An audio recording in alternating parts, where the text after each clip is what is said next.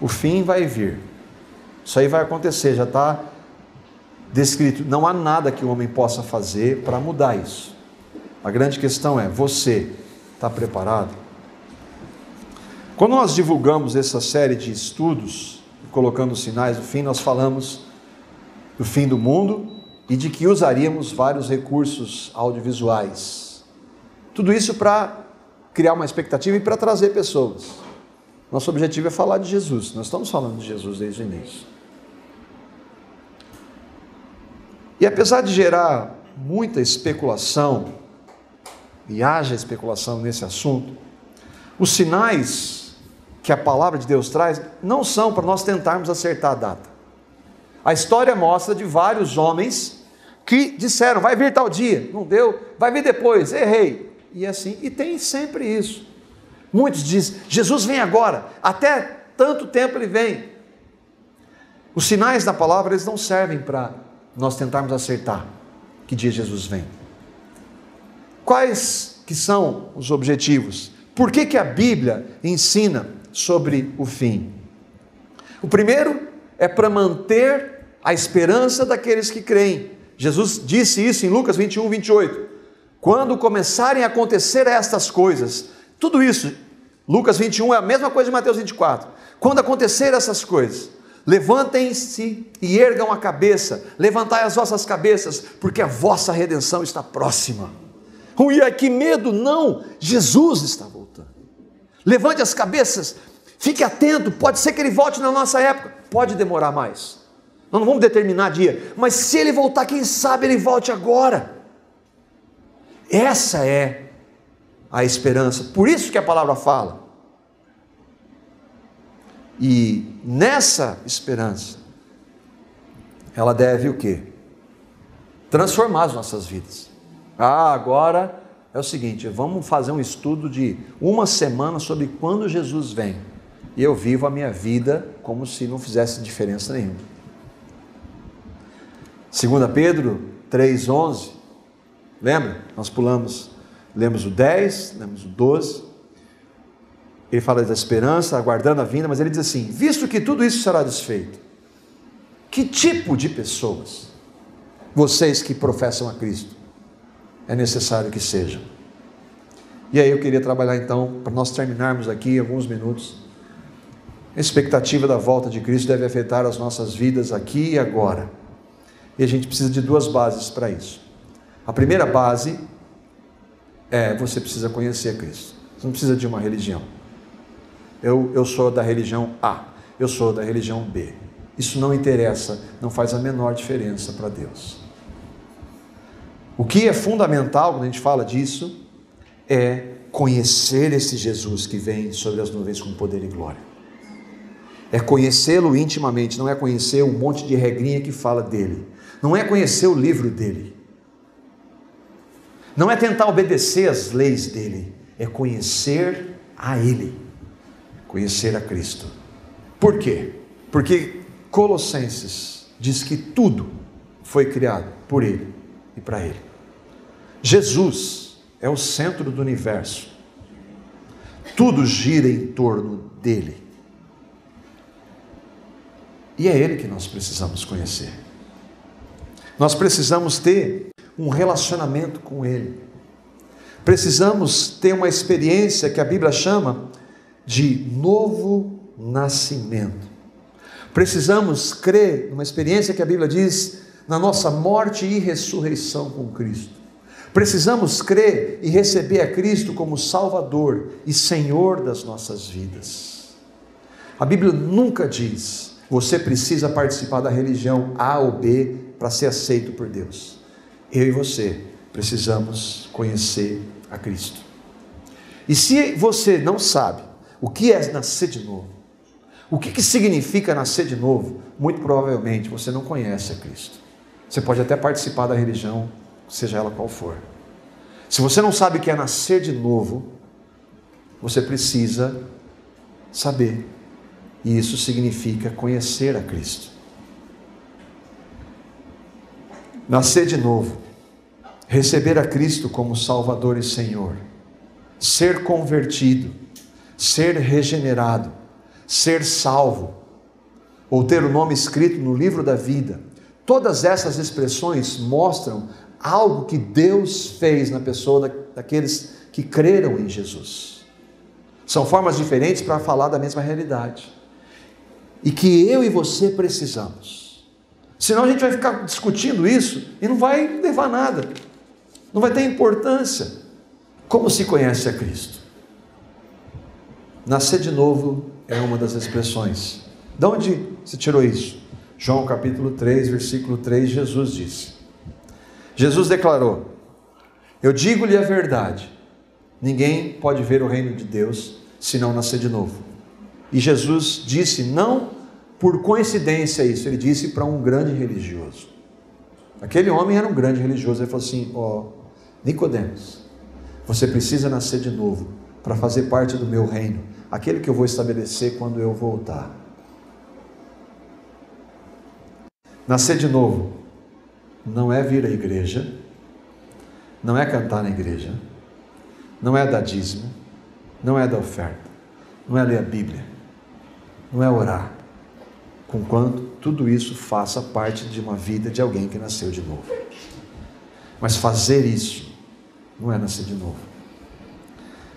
Nascer de novo é conhecer uma pessoa, esse Jesus que nós estamos falando desde o início. Conhecê-lo pessoalmente. Mas como é que se conhece Jesus? Você não vê Jesus, você não toca Jesus, você não sente Jesus. É pela fé, só pela fé. Como é que se tem fé? Quando nós lançamos a palavra, ele se revela, o Espírito revela Jesus pela palavra. Como que isso acontece? E uma vez eu me lembro, no primeiro estudo aqui que nós fizemos, nós falamos, você precisa nascer de novo. E nós enfatizamos muito o novo nascimento. E aí uma pessoa chegou e falou assim, eu só não entendi uma coisa, o que significa nascer de novo? Por que ela não entende? Porque isso só vem por revelação de Deus. Por isso que nós oramos, falamos, Senhor, revela, porque eu não posso fazer isso. Não existe argumento, ferramenta que possa convencer alguém sobre isso. Mas, então por que você fala? Porque nós cremos que Ele faz. Palavra dele, nós cremos que Ele pode. Como isso acontece? Quando você ouve a palavra de Deus, a Bíblia diz, a fé vem pelo ouvir, e ouvir pela pregação de Cristo. A fé que leva à salvação vem pela pregação. Por isso nós estamos de uma maneira diferente, high-tech. Nós estamos citando a palavra de Deus, que é o que importa. A fé vem pelo ouvir e ouvir pela palavra de Cristo. Você vê então que é um pecador. A Bíblia diz que não há nenhum justo, nenhum sequer. Você e eu não somos boas pessoas. A Bíblia diz que nós nascemos em pecado. E eu, ainda que eu tenha nascido numa igreja evangélica, eu nasci em pecado. E com isso eu já estou separado de Deus. Agora, porque eu nasci em pecado, eu cometo os inúmeros pecados que eu cometo e que você sabe que você comete. Ah, mas eu não faço coisa tão ruim. A Bíblia diz também que se você tropeçar em um só ponto da lei, você é culpado de todos os outros. Eu nunca matei. Se você mentiu, é como se você fosse um assassino. A lei de Deus nivela todo mundo debaixo do pecado, para usar de misericórdia com todos.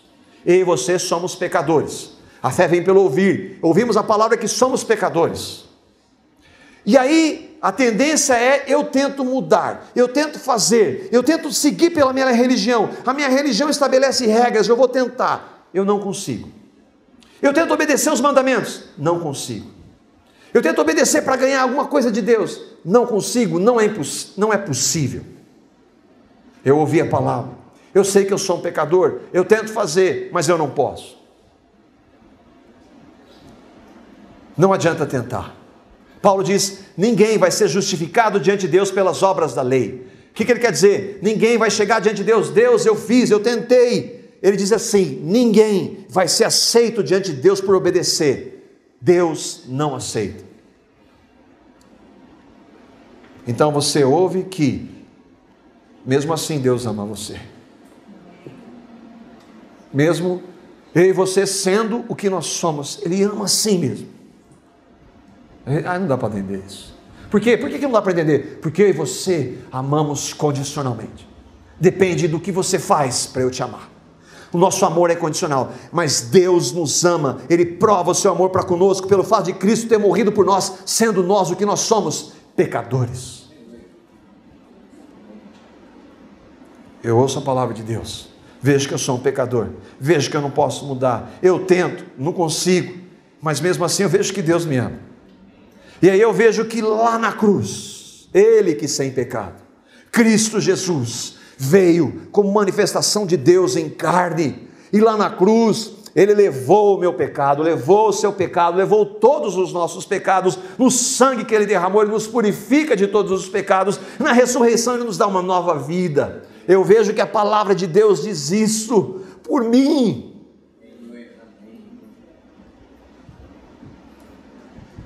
Eu vejo que Ele fez isso por amor.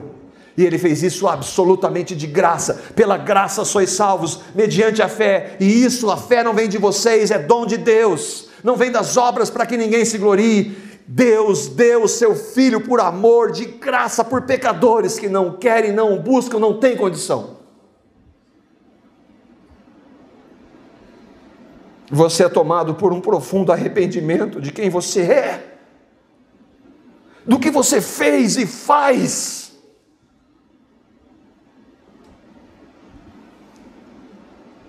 Você diz como Davi: meu Deus, o meu pecado, ele está sempre diante de mim.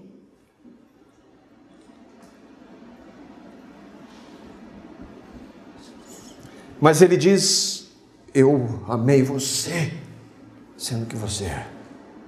Eu paguei o seu pecado lá na cruz. Não importa o que você tenha feito, quantos pecados você tenha cometido, eles já foram levados lá na cruz, no meu corpo santo, sem pecado. Você é movido pelo Espírito Santo e crê. Meu Deus, eu creio. Eu creio nisso. Cristo é a minha vida, é o Senhor e Salvador da minha vida.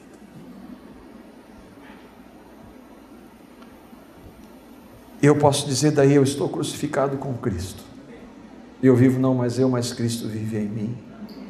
E a vida que agora eu vivo aqui, eu vivo pela fé no Filho de Deus, o qual me amou e assim mesmo se entregou por mim. Isso é nascer de novo. Você crê nisso? Você tem certeza disso? Uma vez eu conversava com um jovem, e ele não entendia isso. Cresceu na igreja, participou de acampamentos de jovens, fez muita coisa, mas ele não sabia. Eu falei assim: querido, chega para Deus, fala com as suas palavras. Meu Deus, eu quero saber, eu quero isso para a minha vida. A única oração que você deve fazer: meu Deus, revela para mim o que Cristo fez, revela um novo nascimento. Se você não sabe, isso que a gente está dizendo aqui, que está lendo a palavra, você não entende, fala: meu Deus, eu quero isso para mim. Se você falar isso, já é Ele tratando. Se isso aconteceu na sua vida, você nasceu de novo. Agora, e para nós que nascemos de novo? Como é que nós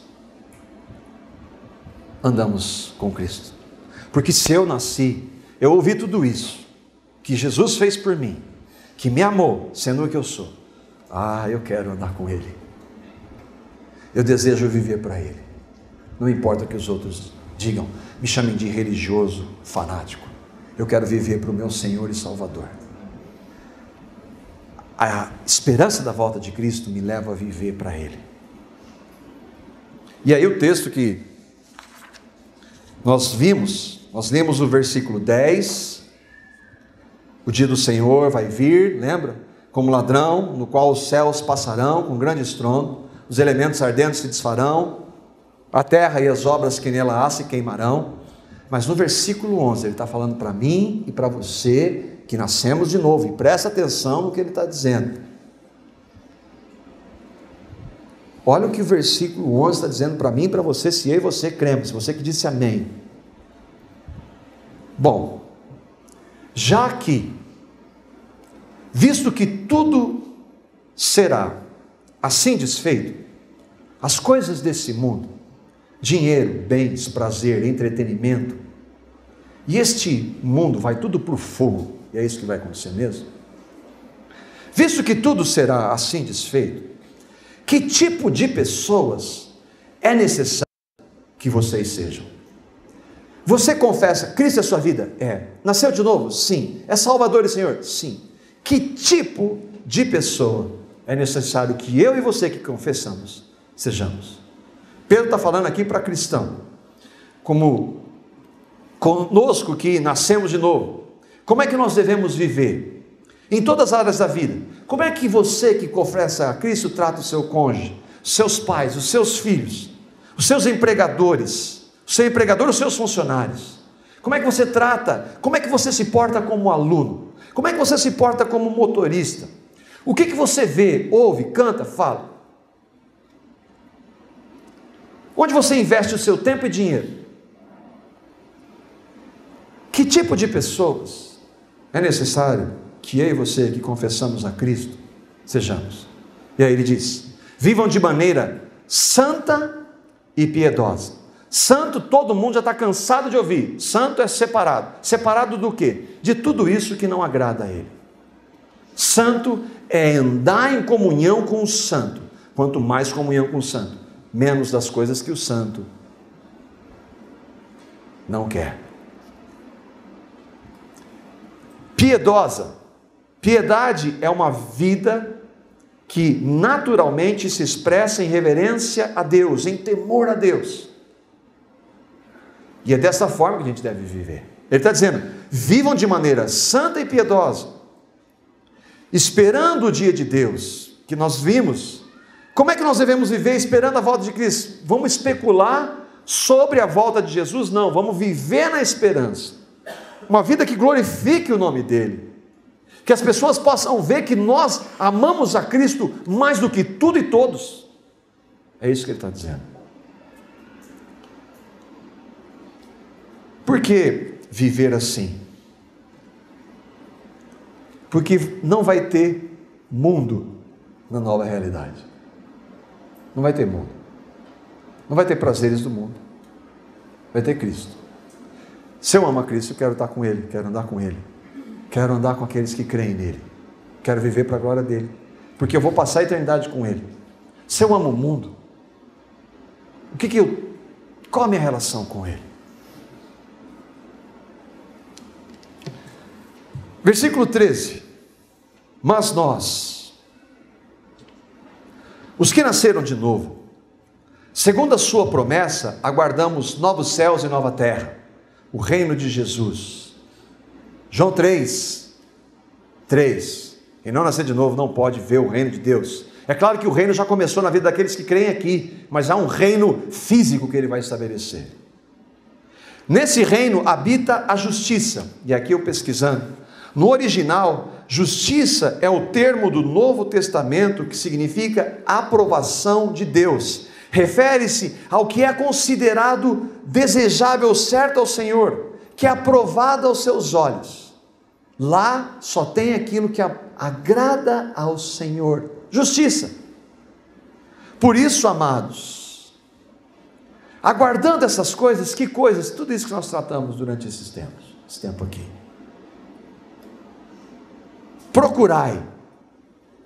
Procurai, imperativo, procure com diligência, com zelo, com cuidado. Eu e você não temos capacidade em nós, mas o Cristo que habita em nós nos capacita a procurar. Procurar o quê, Pedro? Que dele. Por isso que a capacidade é dele. Procurar que dele, que ele aí é Cristo. Nós sejamos achados imaculados, sem nenhuma mancha moral, não impecáveis. Cristãos não são impecáveis, nós pecamos, nós erramos, por isso que nós temos as misericórdias que se renovam, por isso que nós temos que orar a Ele: Pai, perdoa os meus pecados, e buscar nele, andar nele, para que Ele venha tirar aquilo que não é da vontade dEle.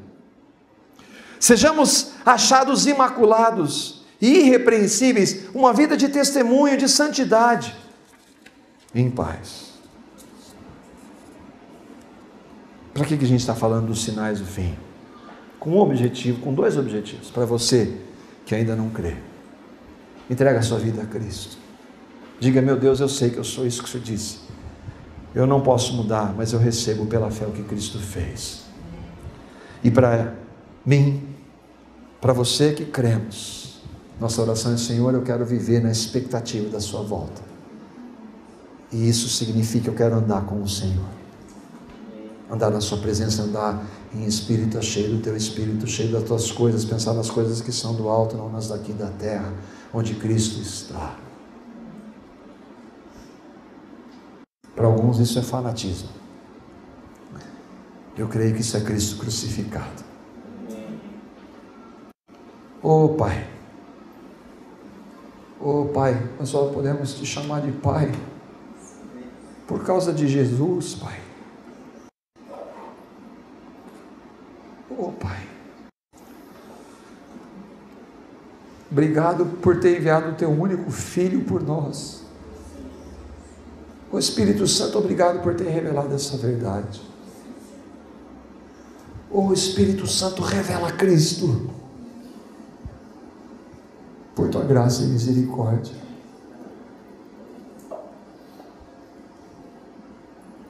Forma Cristo em nós, Senhor.